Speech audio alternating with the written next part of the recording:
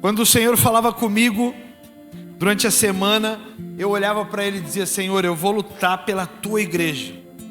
O Senhor me chamava a olhar para essa igreja, pensar nessa igreja, e como igreja que Ele escolheu. Ele não me mandava pensar na igreja que eu falei, ou que eu pensei ser a boa igreja. Mas o pensamento ele era muito claro.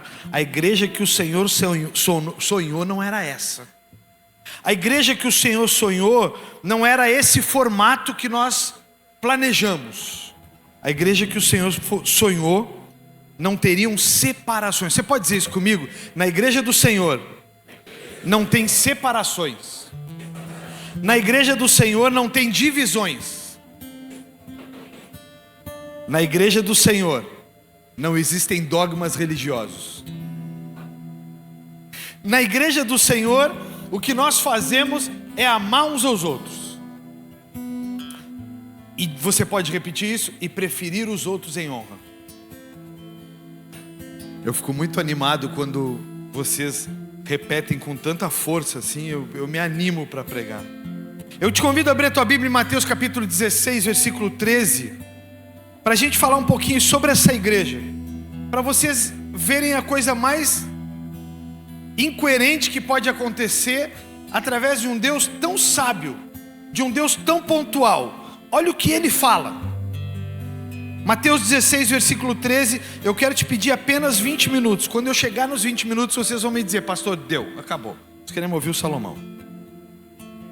Mateus 16, versículo 13, a Bíblia diz assim: indo Jesus para os lados de Cesareia de Filipe, perguntou aos discípulos: quem diz o povo ser o Filho do Homem? E eles responderam uns aos outros dizendo: João Batista. Outros diziam Elias. Outros diziam Jeremias ou algum dos profetas. Mas vós, continuou ele, quem dizes que eu sou? Respondendo então Simão, o Pedro, aquele mais afoito, respondendo salta e diz assim: Senhor, Tu és o Cristo. Você pode dizer isso comigo? Tu és o Cristo, o Filho do Deus vivo.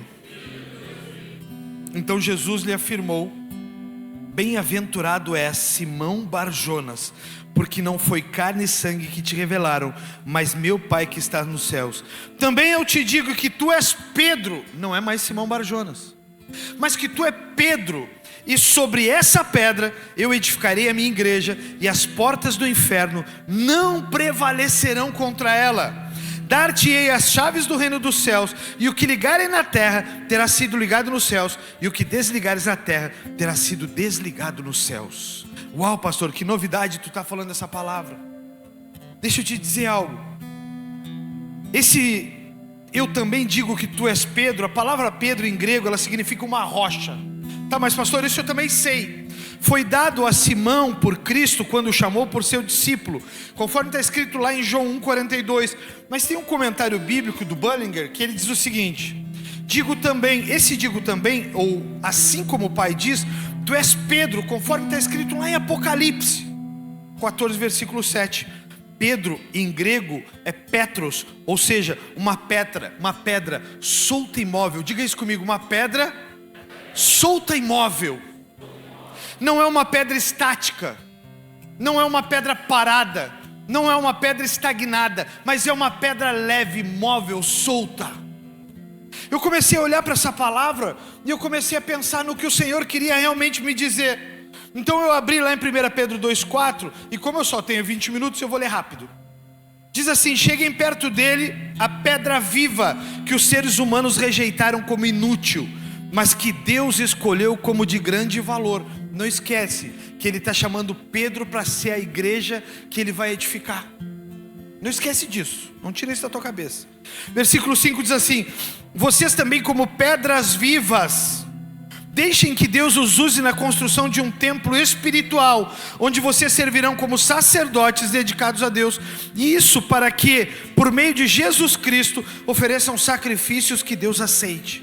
Pois as Escrituras Sagradas dizem: eu escolhi uma pedra de muito valor, que agora ponho em Sião, como a pedra principal. Você precisa dizer isso para o seu cérebro gravar: pedra principal como alicerce. Quem crer nela não ficará desiludido. Essa pedra é de muito valor para vocês, os que creem, mas para os que não creem, a pedra que os construtores rejeitaram veio a ser a mais importante de todos. Deixa eu te falar algo. Ele escolhe Pedro, o mais doidinho de todos, e ele olha para Pedro, mas ele pensa em Pedro como o voluntário de todos os caras. Ele pensa em Pedro como o cara que pensava fora da caixa. Quem eles dizem que eu sou? O mais tradicional é dizer, ele é João Batista, cara, um profeta. O mais tradicional é dizer, esse cara é Elias reencarnado. Meu irmão, esse cara é Abraão. Aí ele olha e diz assim, não, cara. Esse cara é o Cristo. Ele é o Filho do Deus vivo que os caras estão anunciando. Quem que ia pensar assim, irmãos? Só que o que acontece? Pedro era esse tipo de cara que ele tinha no seu temperamento, um temperamento sanguíneo. Ele não conseguia medir o seu temperamento, ele não conseguia controlar o seu estresse por causa da rejeição das pessoas. Ele não conseguia controlar o seu estresse por causa do comportamento das pessoas. Então Cristo relembra a todos nós que Ele é a pedra viva. Então, não é Pedro a pedra viva é Cristo. Mas Pedro é a pedra que Ele vai edificar a igreja. Tá, e o que tu quer dizer com isso, pastor? Eu quero te fazer compreender algo. A pedra viva, então, é Cristo. Ele nos torna como Ele, pedras móveis, pedras que vão e vêm. Ele nos torna como eles. O que antes era então um Simão que ninguém acreditava, agora não é mais um Simão, ele é Petros. O que antes era um Fabiano, agora não é mais um Fabiano, é um Petros, uma pedra que se move, que a igreja pode ser edificada. Porque em todos os lugares que eu for, pastor, o que vai ser? Vai ser a repetição do que o Salomão disse. Nós vamos ser a igreja que as pessoas vão ver. Toda vez que eu estiver nos lugares, nós vamos ser a igreja que as pessoas vão ver. E Salomão, quer te contar um negócio. Aqui é a saída, ali no hall de entrada à direita. Na semana passada nós criamos um quadro de oração. Então nós colocamos ali, está toda a igreja colocando seus papéis de oração para todo 2026 nós orar pelas pessoas. E nós orar por um ano em que nós não seremos surpreendidos por ações diabólicas. Por quê? Porque nós somos os Petros. Quando nós oramos, as coisas do céu se abrem. Nós não ficamos paralisados pelo que o diabo proporciona ou com o que o diabo quer fazer. Nós somos a igreja, a pedra viva, edificada em Cristo. Mas é interessante que essa condição que ele nos dá, como a de Pedro, o Pedro, a rocha que vai fundamentar uma igreja de valores inegociáveis, esse cara é cheio de vida, e quem nela chega não volta como chegou. Mas veja isso, esse Pedro, ele é curado e restaurado para a glória de Deus. Deixa eu te falar um negócio, tem pessoas chegando até essa Petros que é você. Mas muitas vezes essa igreja, a igreja de Cristo, muitas das vezes essa igreja não acontece. Por quê? Porque nós nos apresentamos às pessoas não como curados, mas nós nos apresentamos às pessoas como alguém que não é curado, como alguém enfermo. Então quando as pessoas chegam até nós, nós criticamos.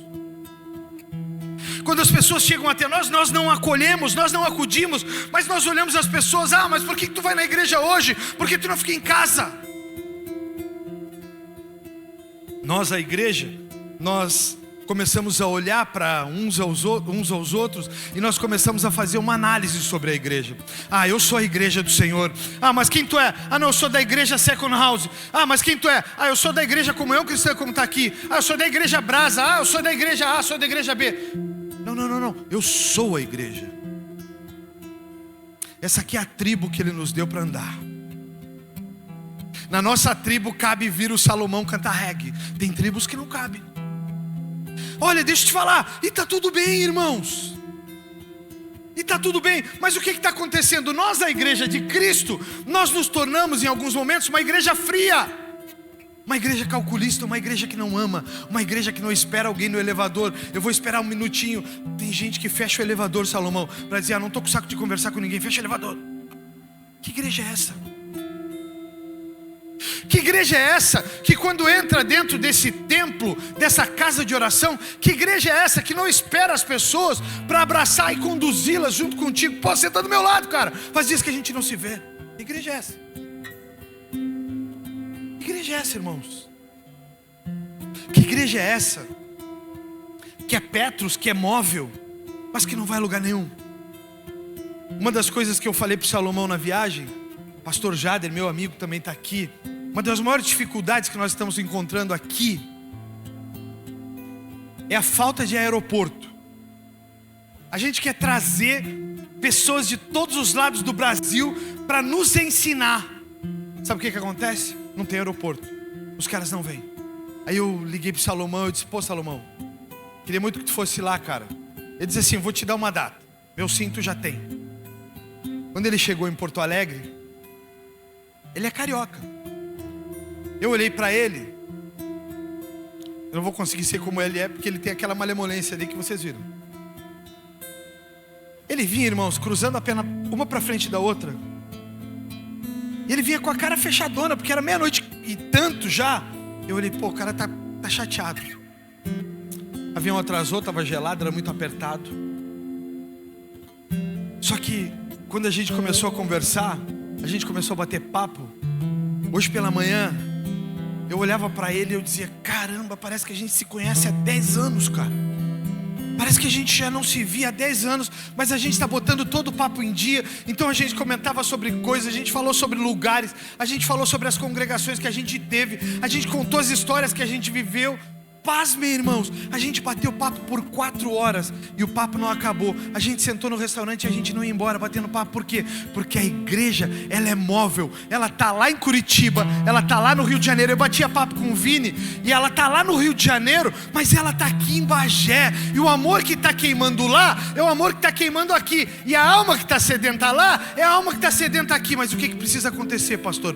Precisa eu me tornar igreja. Precisa você decidir se tornar igreja. Precisa você entrar dentro dos lugares e você precisa tomar uma decisão. Cara, eu não sou qualquer um aqui. Eu sou a autoridade desse lugar e eu sou a igreja. E as portas do inferno não prevalecerão contra ela. Pastor, mas tu viu que o fulano lá é da Umbanda, do Candomblé, do aqui, do ali, do agora? Eu disse: eu não vi nada, cara. Sabe por quê? Porque as portas do inferno não prevalecerão contra a igreja. E aonde eu colocar a planta do meu pé, esse lugar é meu. Por isso que nenhuma arma forjada contra ti prospera. Por isso que nenhuma arma forjada contra ti prospera. 1000 cairão ao meu lado, 10.000 à minha direita, mas eu não serei atingido. Sabe por quê? Porque eu sou a Petros, do pedra viva chamado Cristo.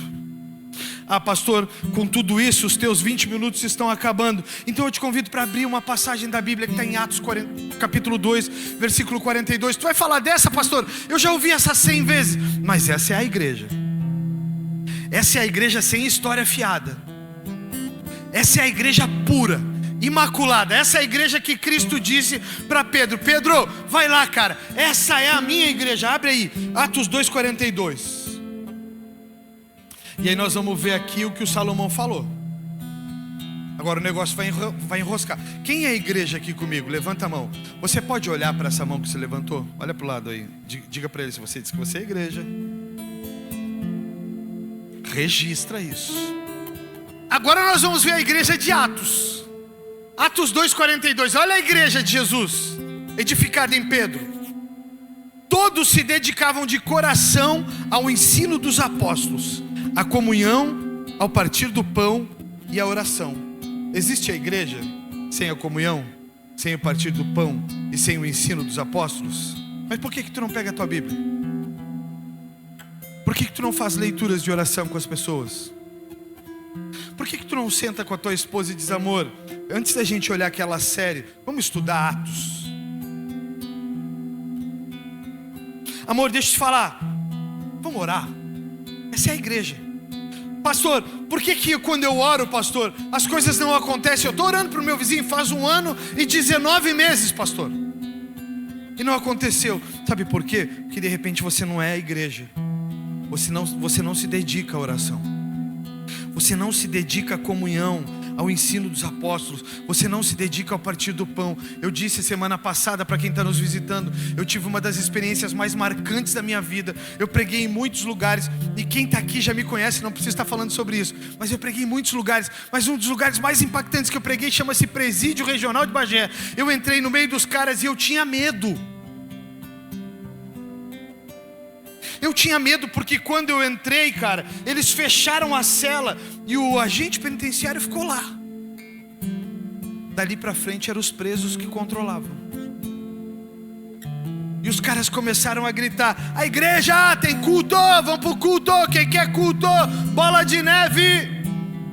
E eu pensava assim, second house. Aí eu ia passando nas celas, os caras estavam com um espelhinho na janelinha. E aí com o espelhinho na janelinha eles faziam assim: e aí pastor? Eu dizia: tu me conhece? Cara, quando aqueles 16 caras sentaram ali, ficaram ali em volta, ficaram em pé, na verdade, eu comecei a falar da palavra, eles começaram a chorar. Porque dentro da cadeia eu comecei a falar sobre esperança. Eu comecei a dizer para eles: a pena vocês estão pagando, a transgressão não me interessa, mas eu quero dizer para vocês a esperança, porque há um Petros aqui, se movendo para falar de um Cristo vivo que me restaurou. Os caras começaram a chorar, não era porque eu os estava constrangendo, mas é porque eles sabiam o que estavam vivendo ali e que sabiam que fora dali é muito melhor. Mas se não mudarem as consequências, as suas atitudes, as consequências vão ser exatamente as mesmas. Você vai continuar sendo uma igreja sem poder e sem autoridade, se você não se dedicar ao ensino, à oração e à comunhão do partir o pão. Versículo seguinte, a Bíblia diz: havia em todos um profundo temor, e os apóstolos realizavam muitos sinais e maravilhas. Você vai ter que dizer isso comigo: não existe sinais e maravilhas sem temor. Sabe o que está acontecendo com a igreja? A igreja não tem mais temor de Deus, e eu não me incluo nessa. A igreja acha que está tudo bem, vai fazer de segunda a sexta as tranqueiras que fazia antes, e que vai no final vai ter sinais e maravilhas, porque Ele tem misericórdia. Sabe o que acontece? Você ora e a pedra não se move, a montanha não sai nunca do mesmo lugar. Pastor, não dá para ser igreja sem se dedicar, não dá para ser igreja sem ter temor de quem Deus é. Sabe o que tinha em Davi, o homem segundo o coração de Deus? Temor. Mas então por que ele falhava tanto, pastor? Mas então por que ele pecava tanto, pastor? Era a sua humanidade. Mas Davi era um Petros. Davi era um Petros literal. Vocês sabiam que Davi, muito antes de Jesus vir, ele já provava da graça? E está na Bíblia, em Salmos. Como é que alguém que não conhece Jesus prova da graça? Porque ele é um Petros.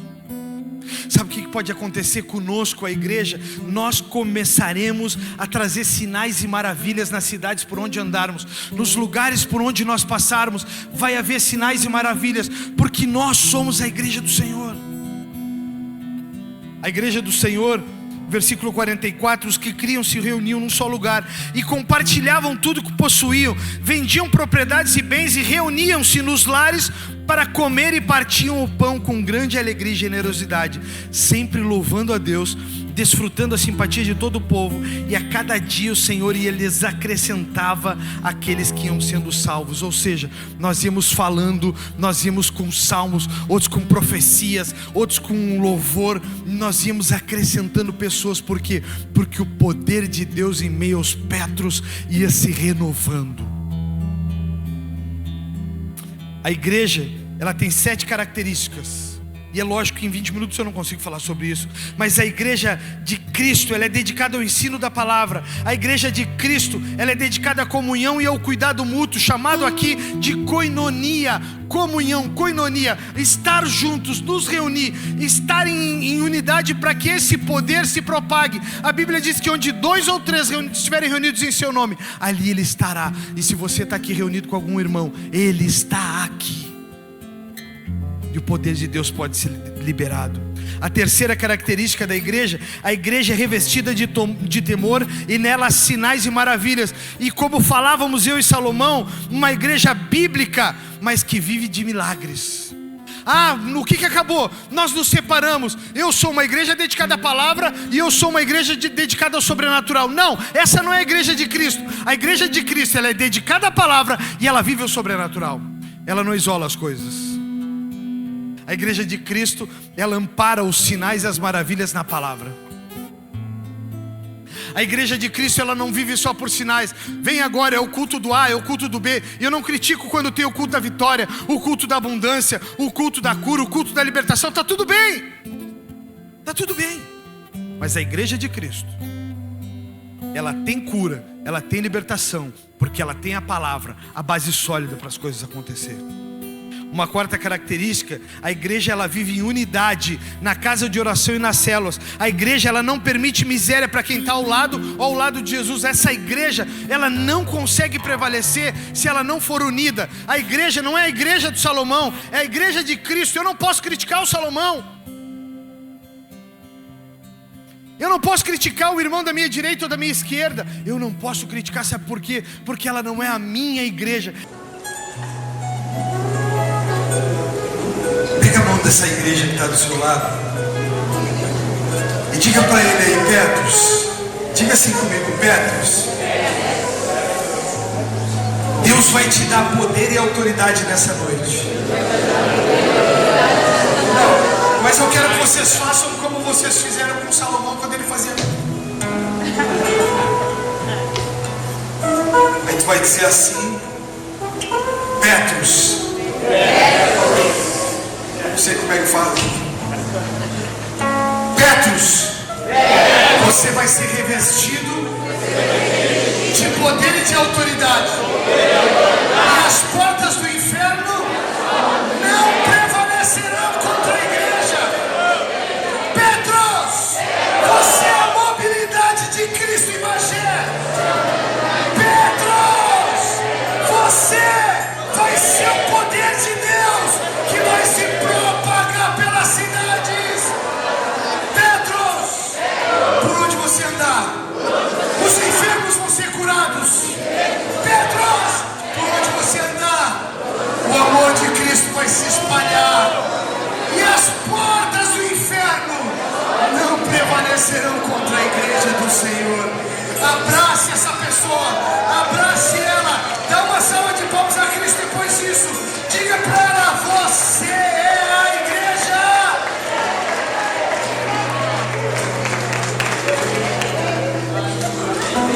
Com isso, eu quero te convidar a pensar em alguém. Eu tenho uma ovelhinha que eu oro há 10 anos por ela. Cresce a lã, ela dispara. Ela volta quando a lã está pelada, não tem mais nada.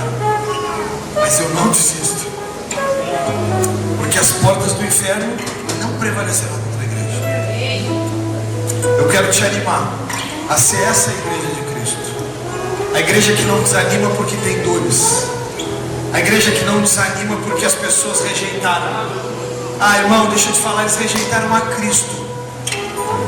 Eles rejeitaram a Pedro. Eles também vão te rejeitar. Mas quando o poder de Deus começar a verter da sua vida, ninguém vai conseguir ficar longe de você. Porque as portas do inferno, elas não prevalecem contra a igreja. Aonde vocês estiverem, o poder vai estar. Aonde vocês estiverem, a autoridade vai estar. Eu quero pedir para os irmãos me ajudarem aqui, para a gente tirar isso daqui, ó, para a gente poder adorar com Salomão e a gente encerrar, porque esse homem tem que ir embora. E eu quero te convidar aí, solta um pouquinho quem está do lado, porque vocês viram que ele gosta de se mover. Então solta a esposa, solta ela. Espera ela, dá licença. Me solta. Eu preciso de liberdade, eu sou a igreja. Salomão, daqui para frente agora, tu que diz o fim. Amém? Glória a Deus. Que Deus abençoe cada um de vocês para serem a igreja do Senhor. Acho que não tem outra coisa para cantar senão Pedro.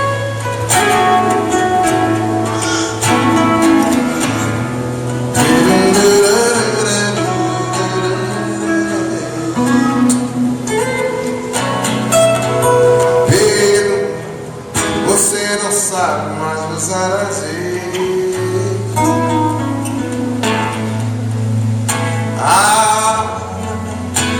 Você desaprendeu a navegar.